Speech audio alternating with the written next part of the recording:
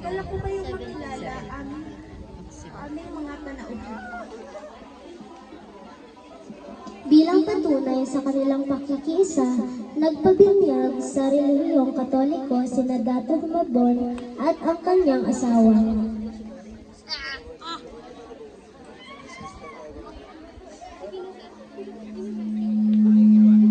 Hindi pa nakontento si Magellan at ninais niyang ipakilala ang Kristyanismo sa iba pang panig ng bansa.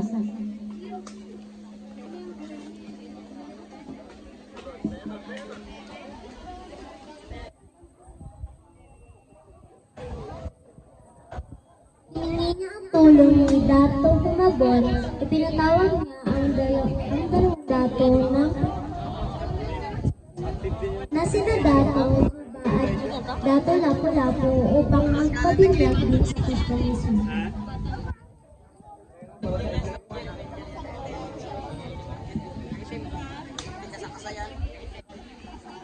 Mapayag pa kayo maipalaganap ang Kristyanismo sa inyo.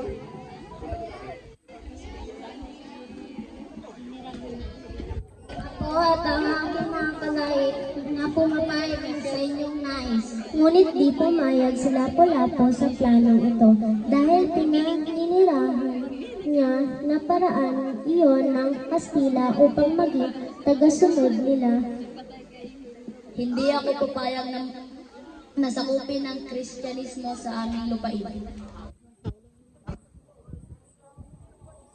Ang pagtanggi ni Lapu-Lapu ay upang protektahan ang kapakanan ng kanyang mga tauhan.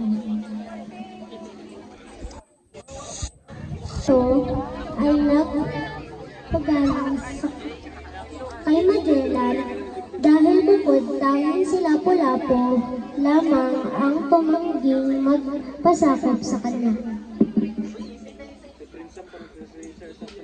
Ikinagalit din ito ni Dato Humabon dahil di sumunod si Lapu-Lapu sa kanyang kautusan. Dahil dito, pinahintulutan niyang idaan sa labanan upang ipakilala kay Lapu-Lapu ang kanyang kapangyarihan.